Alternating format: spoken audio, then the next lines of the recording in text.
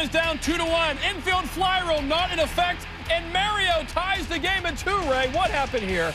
Good block by Brown. He gets most of it. The puck goes up in the air. Nobody can find it. Warner doesn't do much of anything. He's standing there. Now he bats away from it.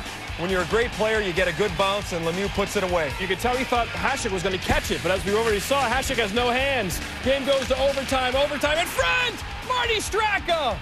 With the redirection, that second line finally starting to play hockey, Barry. The right names are showing up. Kovalev, and that was a pass. Straka, again, Warner was a little late in his coverage.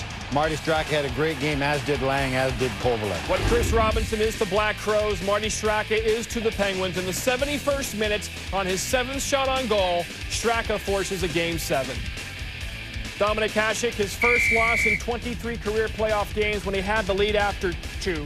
This was his first playoff overtime loss in his last 5. Mario has 50 career playoff goals in 52 home games, and Alex Kovalev had a goal and 2 assists. He was held without a point in the previous 3 games. The Buffalo Sabres thought they had the series won, but they're going back for a Game 7. It's frustrating to give it up, but you know, the teams are going to get bounces. There's been bounces go either way. We've had some bounces in this series. They had some bounces in Game 2 where you know, pucks go off posts, not backs, but that's all part of the game.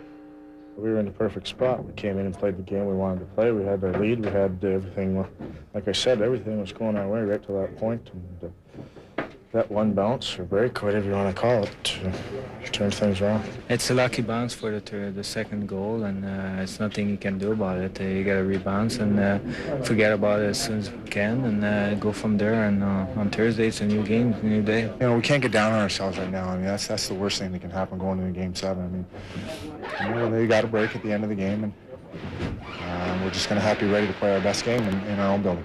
We're playing a good team and the best goalie in the world, so a lot of adversity, but I think we showed a lot of character today to be able to play a hard game and to come back and finish on top was a good feeling. This was the 22nd playoff overtime game this year and the 66th game in the playoffs. It is the second most playoff overtime games in a single year. The record is 28 in 1 year back in 1993. It's not that long ago. So, Ray, we began the show by talking about how the Penguins are going to open it up, perhaps relax the left wing lock, let their forwards be a little more aggressive. Did you see that in this game? Were there more offensive chances? They did have a lot more offensive chances. They had 33 shots. They only allowed Buffalo 18 shots. So while getting a few more chances, they didn't sacrifice that much on defense. But they missed a lot of chances early on. Here, Robert Lang's got a great chance. Zhitnik makes the save, and Hasek gets the rebound. Later on, we saw this earlier. Straka with a quick shot. Kovalev, who had a great game, is not able to put the rebound by. Lemieux, I thought, tired towards the end of the game. Here, he's got a stride on the defense, does not get away like he usually does. And after all this bad luck, they scored on a perfect shot on their first goal. They get a lucky bounce, and Lemieux sends the game into overtime. So what Pittsburgh was able to do was finally get out and skate a little bit. Jágr was able to skate a little bit. The Kovalev line with Straka and Lang, they were able to move the puck like they had all season long, and that's a good sign for them. And only giving up 18 shots really showed that they can play offense without sacrificing too much on defense.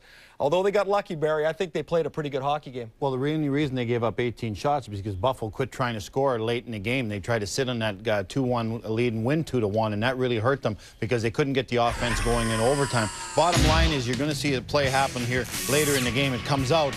Puck bounces over. Buffalo's very good on the wall. We got a 2-on-1 happening here, and Brada's not even trying to score. Matter of fact, he gives the puck up and they go the other way. He's in a defensive mindset the whole third period. Now let's look at the goal that ties the game here, Mario Lemieux's goal. Cardinal sin here by Rhett Warner. All the Pittsburgh players are looking for the puck up high, but they're offensive players. Warner's a defensive player. He's looking up there too. He's got to be looking on the ice, trying to find someone to tie up. He's still looking up. He still hasn't found Mario Lemieux. Mario should be tied up on his butt right now, not a chance to shoot the puck in the net. So Warner, normally a great defensive defenseman, makes a cardinal sin there, and everybody else on the ice also for Buffalo is looking up on for the puck in the sky and in heaven rather than knocking people on their butts. So when that puck's up there, just tie people up in front of that net. The goal wouldn't have happened. Buffalo would have won the game in 6. And thus, there'll be a Game 7 in Buffalo. And, of course, you can rely on ESPN to bring it to... Calling 1-800-CLASSIC today.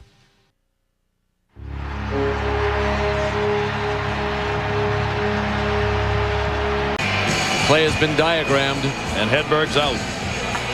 So with 1:33 left, Johan Hedberg will go to the bench. There'll be an empty net at the Pittsburgh end.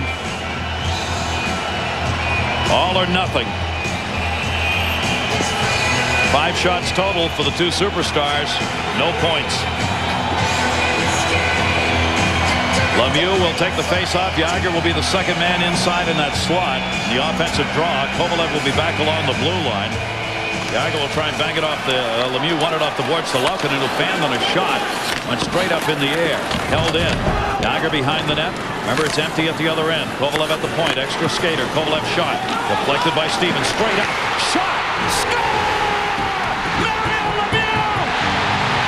A 2-2 game!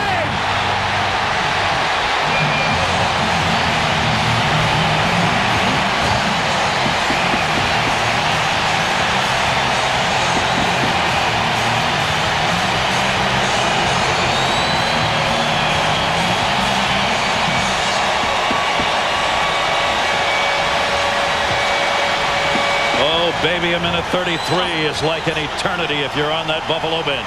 But we talked about this being a game of different bounces and weird things.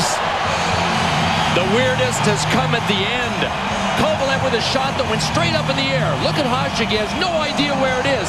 That baby bounced right in the paint, right in front of Mario Lemieux.